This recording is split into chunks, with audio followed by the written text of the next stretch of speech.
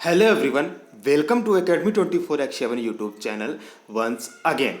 Friends, जैसा कि आप सभी जानते हैं कि अभी चैनल में यूपी सचिवालय भर्ती से रिलेटेड वीडियो अपलोड किए जा रहे हैं और उसके सर्विसर पोस्ट के लिए वीडियो अपलोड किए जा रहे हैं। तो जो सर्विसर का सिलेबस है उसके सभी वीडियोस अपलोड कर दिए गए हैं। जी हाँ, आप प्लेलिस्ट सेक्शन में जाएं या वीडियो सेक्शन में जाएं, आपको सभी के सभी वीडियोस यहां पर मिल जाएंगे। तो यहाँ पर मैं आप लोगों के लिए लेकर के आया हूँ एक MCQs। जी हाँ, इस वीडियो में हम बात करेंगे इम्पॉर्टेंट MCQs के बारे में या फिर जिससे आपके एग्जाम में क्वेश्चंस बन सकते हैं। MCQs वीडियोस देखने से पहले मैं आपको एक सलाह देना चाहूँगा या सजेशन देना चाहूँगा कि पहले मैंने जितने भी वीडियो अपलोड किए हैं वो जाकर के जरूर से देख लें, तभी आप MCQs को पूरा हल कर पाएंगे। अच्छा, MCQs वीडियो देखने के दौरान आप क्वेश्चंस को साथ साथ में सॉल्व करते हुए भी चलेंगे, जिससे कि आपकी प्रैक्टिस भी होती चलेगी। हालांकि मैं आंसर बताता रहूंगा तो आपको उससे आपका अपना सही जवाब भी पता चल जाएगा कि आपने कितने सही अटेम्प्ट किए। और जब आप पूरा क्वेश्चंस या फिर जो जितने भी मैंने MCQs लिए हैं वो पूरे हो जाएंगे तो आपको अपना स्कोर कमेंट बॉक्स में कमेंट करके हमारे साथ शेयर करना है और हमारे साथ बताना है, तो जिससे पता चलेगा कि आपकी तैयारी कितनी अच्छी है। तो आप अपना स्कोर जरूर हमारे साथ शेयर करें। तो मेरा सजेशन यही है कि आप पहले वीडियोस को देख लें, फिर MCQs को देखें। MCQs के आपके 2 वीडियो आएंगे, दोनों वीडियोस में आपके 50-50 क्वेश्चंस होंगे और अभी एक करंट अफेयर का भी वीडियो आएगा। यानी 21 तारीख की शाम तक आपको सभी वीडियोस मिल जाएंगे, क्योंकि आपका 22 तारीख का एग्जाम है। तो चलिए स्टार्ट करते हैं वीडियो और देखते हैं सबसे पहला क्वेश्चन। ज़्यादा टाइम नहीं लेंगे, लंबा खींचेंगे नहीं इसको, इसलिए फटाफट आपको सॉल्व करते हुए चलना और मैं फटाफट आपको आंसर बताता हुआ चलूंगा। चलिए तो पहला क्वेश्चन लेते हैं। वर्तमान में भारत के नियंत्रक और महालेखा परीक्षक कौन है? यानी कि यहाँ पर CAG की बात की जा रही है, कंट्रोलर ऑडिटर जनरल। तो वर्तमान में आपके भारत के CAG हैं गिरीश चंद्र मुर्मू। ऑप्शन डी आपका सही होगा। जो राजीव कुमार ऑप्शन ए लिखा हुआ है, ये इनको अभी हाल ही में नया चुनाव आयुक्त, मैं क्या कह रहा हूं, चुनाव आयुक्त, मुख्य चुनाव आयुक्त नहीं कह रहा हूं मैं कह रहा हूं चुनाव आयुक्त। तो राजीव कुमार जी को चुनाव आयुक्त नियुक्त किया गया। उन्होंने स्थान लिया है अशोक लवासा जी को, यानी कि अब अशोक लवासा चुनाव आयुक्त नहीं है, उनका स्थान ले लिया है राजीव कुमार जी ने। तो आपको पॉइंट एकदम से क्लियर रखना है। नेक्स्ट है, वर्तमान में उत्तर प्रदेश के उप मुख्यमंत्री कौन है? जी हाँ, यहाँ पर मैंने मुख्यमंत्री नहीं लिया, यहाँ पर मैंने लिया है उप मुख्यमंत्री। तो ये उत्तर प्रदेश में आपके 2 उप मुख्यमंत्री हैं, कौन कौन से? केशव प्रसाद मौर्य और दिनेश शर्मा जी। यानी कि ऑप्शन बी व सी दोनों सही होंगे। मुख्यमंत्री कौन है? योगी आदित्यनाथ जी हैं। और राज्यपाल कौन है? आनंदीबेन पटेल हैं, जिनको मध्य प्रदेश के राज्यपाल का अतिरिक्त प्रभार दिया गया। यानी कि उत्तर प्रदेश और मध्य प्रदेश का राज्यपाल एक ही है वर्तमान में। चलिए नेक्स्ट क्वेश्चन लेते हैं। वर्तमान में भारत के मिनिस्टर कौन है? तो वर्तमान में भारत के रेल मंत्री हैं पीयूष गोयल। आपको साथ साथ में करते भी चलना है, आपको बस क्वेश्चन नंबर लिखना है और ऑप्शन लिखते हुए चले जाना है ना। राजनाथ सिंह जी आपके रक्षा मंत्री हैं, अमित शाह जी आपके गृह मंत्री हैं और S जयशंकर आपके विदेश मंत्री हैं। अगर आपने कोई वीडियो, एक भी वीडियो आपने मिस किया है तो उसको जरूर से जाकर के देख लीजिए। नेक्स्ट है, सूरज कुंड मेले का आयोजन प्रतिवर्ष किस राज्य में किया जाता है? तो सूरज कुंड मेले का आयोजन प्रतिवर्ष हरियाणा राज्य में किया जाता है। कहाँ पर? हरियाणा राज्य में, यानी कि ऑप्शन ए आपका सही होगा। नेक्स्ट क्वेश्चन लेते हैं। राष्ट्रीय विज्ञान दिवस प्रत्येक वर्ष किस दिन मनाया जाता है? तो नेशनल साइंस डे, राष्ट्रीय विज्ञान दिवस प्रत्येक वर्ष 28 फरवरी को मनाया जाता है। किसकी याद में मनाया जाता है? डॉक्टर CV रमन की याद में मनाया जाता है। इन्होंने 28 फरवरी के ही दिन रमन इफेक्ट की खोज की थी, जिसके लिए इनको बाद में 1930 में नोबेल पुरस्कार से भी नवाजा गया, नोबेल पुरस्कार से भी सम्मानित किया गया। तो उन्हीं की याद में प्रत्येक वर्ष राष्ट्रीय विज्ञान दिवस मनाया जाता है। नेक्स्ट क्वेश्चन लेते हैं। हॉर्नबिल फेस्टिवल का आयोजन किस राज्य में किया जाता है? कौन सा फेस्टिवल? हॉर्नबिल। तो मैंने आपको एक ट्रिक भी बताई थी जब मैंने फेस्टिवल बताया था कि बिल में कौन रहता है? आपका नाग रहता है, सांप रहता है। तो इस तरीके से आप याद रख सकते हैं। हॉर्नबिल फेस्टिवल नागालैंड राज्य में आयोजित किया जाता है। बढ़ते हैं नेक्स्ट क्वेश्चन की तरफ। नेक्स्ट, दिवाली का त्यौहार किस ऋतु में मनाया जाता है? जी हाँ, तो दिवाली का जो त्यौहार है वो आपका प्रत्येक वर्ष मनाया जाता है हेमंत ऋतु में। जी हाँ, प्री विंटर सीजन में मनाया जाता है। बसंत ऋतु की बात करें तो इसमें आपका होली का त्यौहार मनाया जाता है। शरद ऋतु में आपके दशहरे का त्यौहार मनाया जाता है और ग्रीष्म ऋतु में आपका छुट्टियाँ होती हैं, बच्चों की जो छुट्टियाँ होती हैं ग्रीष्म ऋतु की, वो उसमें होती हैं। ठीक है, चलिए बढ़ते आगे। गंगा नदी का उद्गम स्थल क्या है? जी हाँ, तो गंगा नदी का उद्गम स्थल है गंगोत्री। कहाँ से? गंगोत्री से निकलती है आपकी गंगा नदी, और यमुनोत्री से आपकी निकलती है यमुना नदी। चलिए आगे बढ़ते हैं।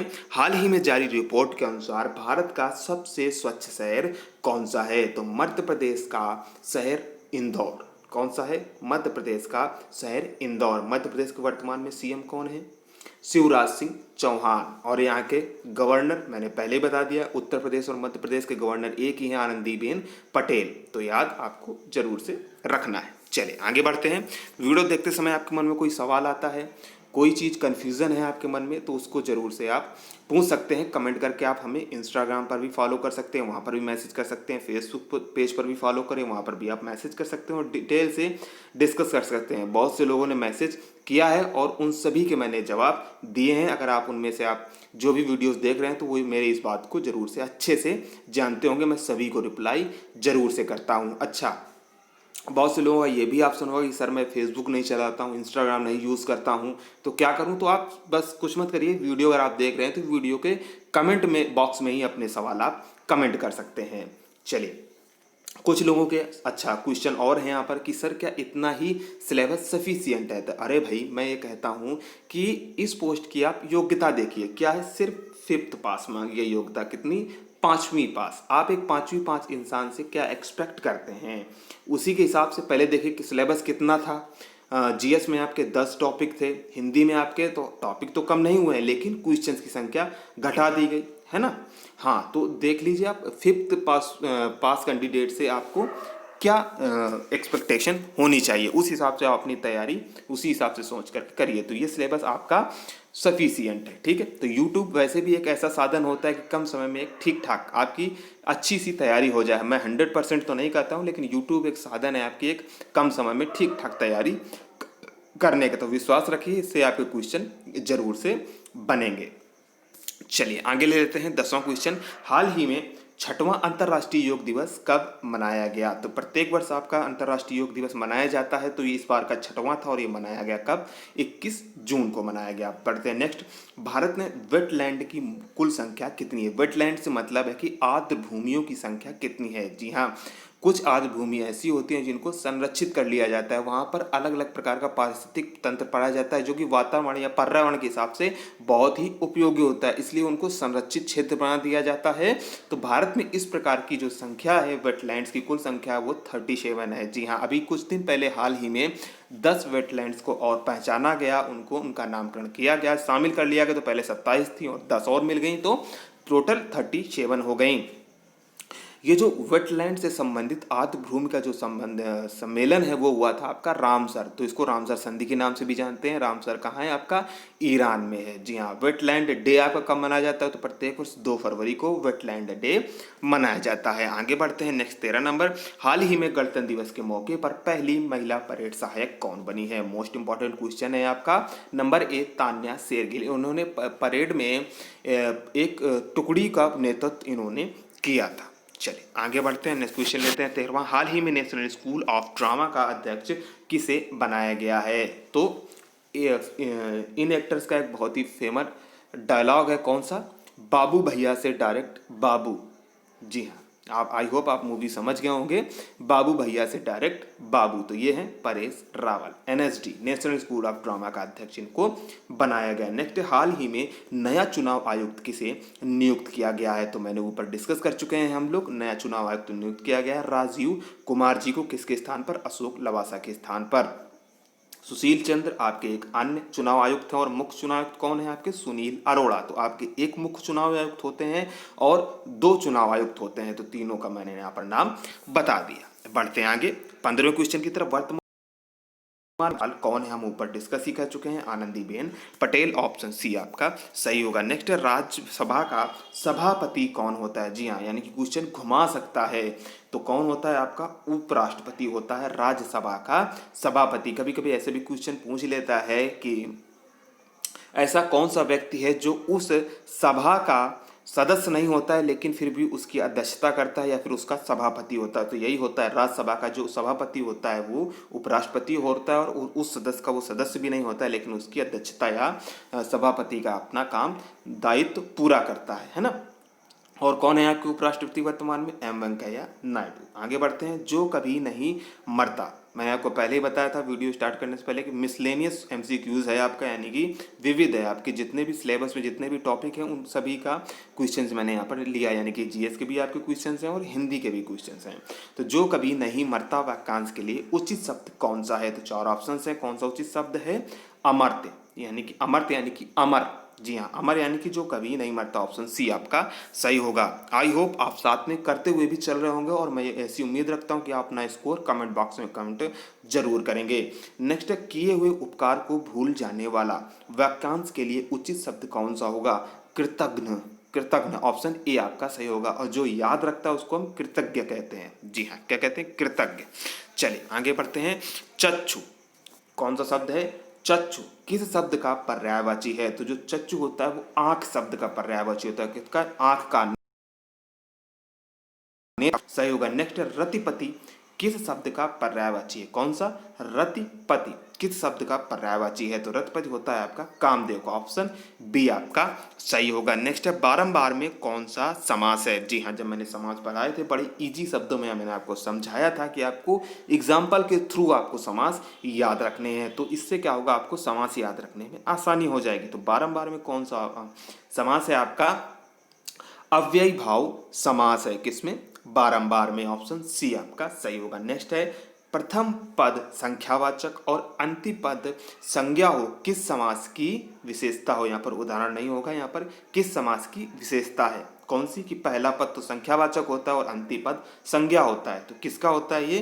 तो ये विशेषता है आपकी द्विगु समास की। ऑप्शन ए आपका सही होगा। जैसे कि चौराहा, चतुर्भुज, ऐसे करके इसके उदाहरण होते हैं। नेक्स्ट लेते हैं, पीताम्बर किस समास का उदाहरण है? बहुत ही ज्यादा कंफ्यूजिंग वाला समास का है ये एग्जाम्पल। कौन सा? पीताम्बर किस समास का उदाहरण है? तो पीत प्लस अंबर।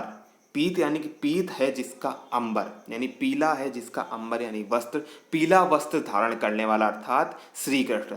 तो एक वाक्यांश से यानी कि एक शब्द समूह से जिसका अलग अर्थ निकले, एक अलग ही अर्थ बताए, तो वहां पर होता है आपका बहुप्रिय समास। ऑप्शन बी आपका सही होगा। जी हाँ, कौन सा? ऑप्शन बी आपका पीत है प्लस अंबर। पीत प्लस अंबर से आपका क्या होता है? कर्मधारय का भी अनाउंस साउंड करता है, क्योंकि विशेषता बता रहा है कि कैसा अंबर है? पीला है। लेकिन यहाँ पर एक अलग अर्थ निकल रहा है, पीला है जिसका अंबर यानी पीला वस्त्र धारण करने वाला अर्थात श्री कृष्ण, तो इसलिए बहुब्री हो जाएगा। ठीक है। 24वां क्वेश्चन है, अलंकार के कितने भेद, भाग या प्रकार होते हैं? तो अलंकार के 2 भाग होते हैं। कौन कौन से? शब्दालंकार, अर्थालंकार, है ना। शब्दालंकार जिसमें शब्द के द्वारा चमत्कार उत्पन्न हो, और अर्थालंकार में जिसमें अर्थ के द्वारा चमत्कार उत्पन्न हो। ठीक है, चलिए आगे बढ़ते हैं। नेक्स्ट क्वेश्चन लेते हैं। नेक्स्ट क्वेश्चन है, हनुमान की पूंछ में लगन न पाई आग, लंका सिगरी जल गई, गए निशाचर भाग, उपयुक्त पंक्तियों में कौन सा अलंकार है? तो इसमें अलंकार आपको कैसा लग रहा है कि अरे हनुमान जी की पूंछ में आग भी लगने नहीं पाई और लंका पूरी जल गई, तो एक ऐसा अलंकार हो जाएगा? अतिशयोक्ति अलंकार हो जाएगा। Option C.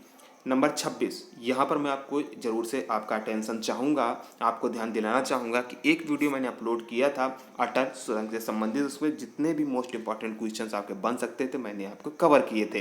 तो बहुत से लोगों ने अभी तक वो वीडियो नहीं देखा है। जी हाँ, तो अगर नहीं देखा है तो जरूर से जाकर के देखें। आपके एग्जाम के लिए मोस्ट इंपॉर्टेंट करंट अफेयर का जो आपका टॉपिक है उससे रिलेटेड आपका बहुत ही इंपॉर्टेंट ये टॉपिक है। कौन सा? अटल सुरंग वाला। तो उस वीडियो को भी जाकर के आपको जरूर से देखना है। वीडियो को लास्ट में मैं उसका लिंक भी दे दूंगा, तो आप वीडियो को पूरा देखिए और फिर उस पर क्लिक करके आप अटल सुरंग वाला भी आप जरूर से देखिए, मिस नहीं करना है। ठीक है। तो यहाँ पर मैंने उसका एक क्वेश्चन लिया और डिटेल वाला आपको वहाँ जा करके देख लेना है। चैनल पर अवेलेबल है, इजीली से आपको मिल जाएगा। तो कौन सा? ऑप्शन ए आपका सही होगा। अटल सुरंग की कुल लंबाई है 9.02 किलोमीटर। कितनी? 9.02 किलोमीटर। डिटेल के लिए आप वीडियो जरूर से देखें। नेक्स्ट है, उपेक्षा का उचित विलोम शब्द कौन सा होगा? जी हाँ, उपेक्षा का उचित विलोम शब्द तो कौन सा होगा? अपेक्षा। ऑप्शन बी आपका सही होगा। कौन सा ऑप्शन सही होगा? Option B.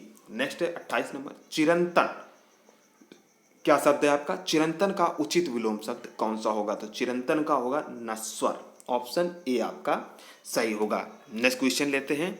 नेक्स्ट है, भारत की सबसे ऊंची चोटी कौन सी है? भारत की सबसे ऊंची चोटी की बात की जा रही है तो कौन सी है? गॉडविन ऑस्टिन या फिर K2, उसको हम K2 के नाम से भी जानते हैं। ऑप्शन बी आपका सही होगा। अगर विश्व की सबसे ऊंची चोटी पूछता तब होता आपका माउंट एवरेस्ट। अरावली की सबसे ऊंची चोटी पूछता तो कौन सा होता? गुरु शिखर। और अगर दक्षिण भारत की सबसे ऊंची चोटी पूछता तो क्या होता? आपको कमेंट बॉक्स में कमेंट करके बताना है। मैंने पहले के वीडियोस में भी मैंने आपको बताया हुआ है, ठीक है? तो आपको कमेंट में आपको ये बताना है। नेक्स्ट है, माउंट एवरेस्ट किस हिमालय का भाग है? जी हाँ, माउंट एवरेस्ट आपका किस हिमालय का भाग है? तो नेपाल हिमालय का आपका भाग है। ऑप्शन सी आपका सही होगा। नेक्स्ट क्वेश्चन लेते हैं, गोमती नदी का उद्गम स्थल क्या है? मोस्ट इंपॉर्टेंट है क्योंकि उत्तर प्रदेश की ही नदी है। जी हाँ, और आप सभी को पता होगी उत्तर प्रदेश की राजधानी लखनऊ गोमती नदी के किनारे ही स्थित है। जी हाँ, अगर क्वेश्चन बनता है एग्जाम में कि लखनऊ किस नदी के किनारे स्थित है तो आपको गंगा भूल से नहीं कर देना है, ठीक है? गोमती करना है। गंगा के किनारे कौन कौन से होंगे आपके? हरिद्वार होगा, इलाहाबाद होगा, कानपुर होगा आपका, वाराणसी होगा। तो ये सभी क्वेश्चन आपके ये सभी स्थान आपके गंगा के किनारे, लेकिन जो आपका लखनऊ है गोमती नदी के किनारे है। तो इसका उद्गम स्थल क्या है? गोमतताल, पीलीभीत। नेक्स्ट क्वेश्चन लेते हैं, आरोग्य सेतु ऐप का ब्रांड एम्बेसडर कौन है? ये भी बहुत ज़्यादा कंफ्यूजिंग क्वेश्चन है, क्योंकि जैसे ही आप क्वेश्चन देखेंगे और उसमें अगर ऑप्शन में होगा अक्षय कुमार तो आप टिक कर देंगे तुरंत से अक्षय कुमार, लेकिन नहीं। जी हाँ, यहीं पर आप धोखा खा जाएंगे। आरोग्य सेतु ऐप का ब्रांड एम्बेसडर बनाया गया है अजय देवगन को, फिल्म एक्टर अजय देवगन को। ऑप्शन बी आपका सही होगा। नेक्स्ट क्वेश्चन लेते हैं, वर्ष 2020 के लिए राजीव गांधी खेल रत्न अवार्ड से किसे सम्मानित किया गया है? तो इस बार के राजीव गांधी खेल रत्न अवार्ड से 5 लोगों को सम्मानित किया गया था। तो इनमें से ऑप्शन में मैंने 3 लिए हैं, रोहित शर्मा, मनिका बत्रा और मरियप्पन थंगावेलु, यानी कि उपरोक्त सभी लोगों को राजीव गांधी खेल रत्न अवार्ड दिए गए हैं। नेक्स्ट है, पेड़ से पत्ता गिरता है या फिर पेड़ से पत्ते गिरते हैं, इस वाक्य में कौन सा कारक है? आपको कारक बताना है ना? तो इसमें कारक है अपादान कारक। जी हाँ, एक बच्चे ने कमेंट किया था कि करण में और कर्ण कारक और अपादान कारक में क्या अंतर होता है। तो वीडियो को लास्ट में मैं वो अंतर बताऊंगा, बड़े इजीली शब्दों में बताऊंगा, तो आपको वहाँ पर आसानी से समझ में आ जाएगा, है ना? तो पेड़ से पत्ता गिरता है इस वाक्य में कौन सा कारक है? अपादान कारक है, ठीक है? डिटेल हम अभी वीडियो को लास्ट में देखेंगे। वर्तमान में भारत के मुख्य न्यायाधीश कौन है? S.A. बोबड़े वर्तमान में भारत के मुख्य न्यायाधीश है, chief justice of India. Option A आपका सही होगा। नेक्स्ट लेते हैं, रहीमन पानी राखिए बिन पानी सब सून, पानी गए न उबरे मोती मानुस चून। मैंने आपको बताया था कि जब एक शब्द से ही अलग अलग प्रकार के अर्थ निकलें, यानी कि एक शब्द में ही अलग बहुत से प्रकार के अर्थ चिपके हों, तो कौन सा अलंकार आपको होगा? श्लेष अलंकार होगा। यहाँ पानी के 3 शब्द हैं, यानी मानुष के लिए अगर आप यूज करेंगे तो पानी क्या है? इज्जत। उसमें क्या है? एक लहजा होना चाहिए, एक संस्कार होना चाहिए, है ना? उसके लिए मोती, तो ऐसा कहते हैं कि पानी से ही जो पानी की पहली बूंद होती है उससे क्या मोती बनता है। और चून, चून से क्या? आटा। आटे में जब क्या है पानी मिलाया जाता है तो एकदम मुलायम हो जाता है। तो मुलायम से यहाँ पर भाव लिया गया है क्या? विनम्रता का। जी हाँ, पानी का क्या भाव लिया गया है? विनम्रता, यानी कि मनुष्य में भी विनम्रता होनी चाहिए, है ना? जब उसमें चूने में चून यानी कि आटे में भी मिलाएंगे तो उसमें एक विनम्रता, इस तरीके से क्या है एक अर्थ चिपका हुआ है पानी में। कौन सा? अलग अलग प्रकार के मोती और मानुष चून के लिए आप तीनों का यूज कर सकते हैं। तो श्लेष अलंकार होगा ऑप्शन सी। नेक्स्ट, सुविचार में कौन सा समास होगा? जब इसका समास विग्रह करेंगे तो क्या होगा? सुविचार, यानी कि अच्छा विचार। तो कौन सा इसका समास होगा? तत्पुरुष समास होगा। ऑप्शन बी आपका सही है। नेक्स्ट है, वर्ष 2019-20 के लिए रणजी ट्रॉफी विजेता कौन है? तो वर्ष 2019-20 के लिए रणजी ट्रॉफी विजेता है आपका सौराष्ट्र। इसने बंगाल को हरा करके ट्रॉफी जीती थी। ऑप्शन सी आपका सही होगा। नेक्स्ट है, वर्तमान में लोकसभा अध्यक्ष कौन है? तो वर्तमान में लोकसभा अध्यक्ष हैं आपके श्री ओम बिड़ला जी। ऑप्शन बी आपका सही होगा। नेक्स्ट क्वेश्चन है, बिहू त्योहार किस राज्य में मनाया जाता है? तो बिहू त्योहार आपका आसाम राज्य में मनाया जाता है। ऑप्शन ए आपका सही होगा। बहुत ही फेमस त्योहार है, आई होप सभी को आपको पता भी होगा। नेक्स्ट है, आगामी खेलो इंडिया यूथ गेम्स किस राज्य में आयोजित किए जाएंगे? यानी कि जो होने वाले हैं नेक्स्ट ईयर जो आपके खेलो इंडिया यूथ गेम्स होंगे वो कहाँ आयोजित किए जाएंगे?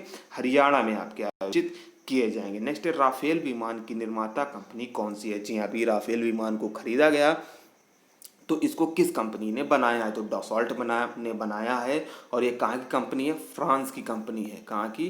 फ्रांस की। चलिए आगे बढ़ते हैं, नेक्स्ट क्वेश्चन लेते हैं 43 नंबर। जिसकी परिभाषा देना संभव ना हो, वाक्यांश का उचित शब्द क्या होगा? तो यानी कि जिसको परिभाषित ना किया जा सके तो क्या होगा? अपरिभाषित। ऑप्शन बी आपका सही होगा। नेक्स्ट है, नील कमल में कौन सा समास होगा? तो नील कमल का जब आप समास विग्रह करेंगे तो क्या होगा? नीला है जो कमल। क्या है? नीला है जो कमल। कौन सा समास होगा? कर्मधारय समास होगा। ऑप्शन ए आपका सही है। नेक्स्ट क्वेश्चन लेते हैं, वर्तमान में महाराष्ट्र के राज्यपाल कौन हैं? तो वर्तमान में महाराष्ट्र के राज्यपाल हैं भगत सिंह कोश्यारी और यहाँ के मुख्यमंत्री हैं उद्धव ठाकरे। भगत सिंह कोश्यारी महाराष्ट्र के साथ साथ गोवा के भी राज्यपाल हैं। चलिए आगे बढ़ते हैं। नेक्स्ट है, स्वर्णरेखा नदी का उद्गम स्थल क्या है? तो स्वर्णरेखा नदी का उद्गम स्थल है छोटा नागपुर का पठार। ऑप्शन ए आपका सही है। कौन सा? ऑप्शन ए आपका सही है। नेक्स्ट है, नागार्जुन सागर बांध किस नदी पर बना है? कौन सा? नागार्जुन सागर बांध किस नदी पर बना है? तो कृष्णा नदी पर बना है। जी हाँ, आप इसको कैसे याद रख सकते हैं? जहाँ पर कृष्ण और अर्जुन का नाम साथ में आ रहा है। नागार्जुन का आप अगर संधि विच्छेद करेंगे तो क्या होगा? नाग प्लस अर्जुन। तो अर्जुन और कृष्ण कहाँ थे? महाभारत में थे। गीता को उपदेश दिया था श्री कृष्ण जी ने अर्जुन को। तो इस तरीके से आप याद करके रख सकते हैं। तो ऑप्शन सी आपका सही होगा। नेक्स्ट क्वेश्चन लेते हैं, दक्षिण भारत की गंगा किस नदी को कहा जाता है? जी हाँ, बहुत ही ज़्यादा क्वेश्चन पूछा जाता है और बहुत ही ज़्यादा कंफ्यूजिंग क्वेश्चन है ये। तो दक्षिण भारत की गंगा, इसको क्लियर से याद कर लीजिए, एक एक वर्ड। दक्षिण गंगा नहीं कहेंगे यहाँ पर, दक्षिण भारत की गंगा किस नदी को कहा जाता है? कावेरी नदी को कहा जाता है। ऑप्शन बी आपका सही होगा। नेक्स्ट क्वेश्चन लेते हैं, सेकंड लास्ट क्वेश्चन है आज की वीडियो का।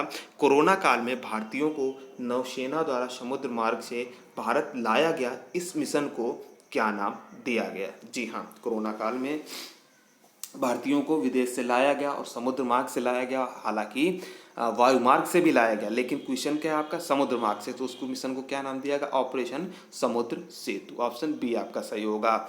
जो आपका वायु मार्ग से मिशन चलाया गया वो कौन सा था? वंदे भारत मिशन। कौन सा था? वंदे भारत मिशन।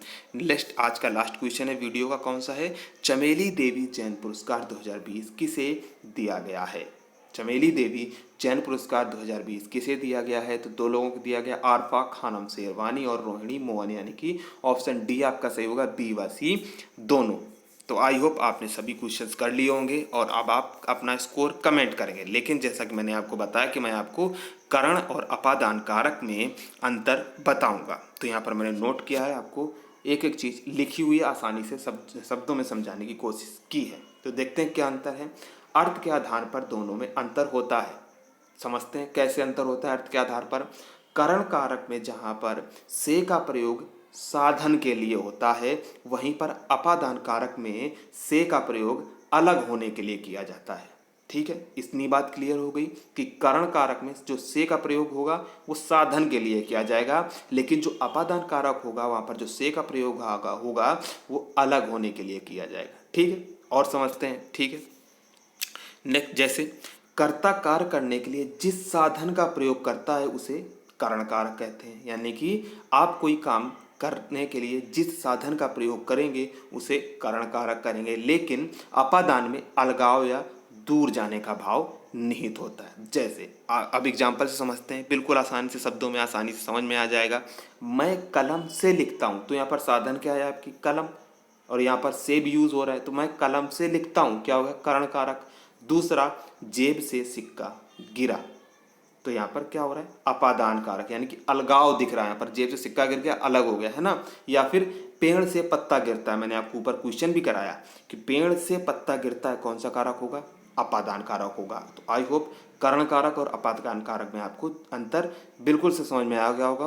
बिल्कुल अभी भी कोई डाउट है, कोई कन्फ्यूज़न, आप कोई चीज़ पूछना चाहते हैं, कोई आप सजेशन देना चाहते हैं तो आप कमेंट बॉक्स में कमेंट करके बताइए। पहले की वीडियो मैंने आपको बताया कि आप पेपर देने जाएंगे तो आप पेपर हमें ज़रूर से भेजेंगे। आप हमें फेसबुक पेज पर मैसेज कर सकते हैं या फिर इंस्टाग्राम पेज पर भी आप हमें मैसेज कर सकते हैं।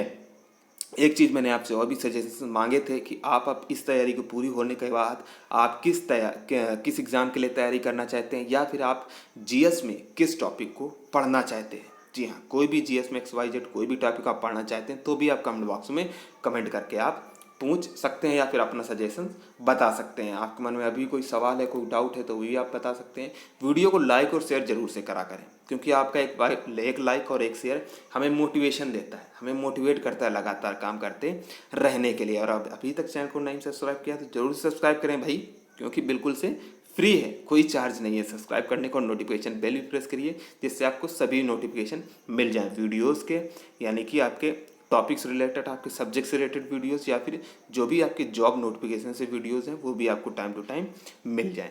आई होप आपको वीडियो पसंद आया होगा। थैंक्स फॉर वॉचिंग, मिलते हैं नेक्स्ट वीडियो में। तब तक के लिए आप सभी का बहुत बहुत धन्यवाद।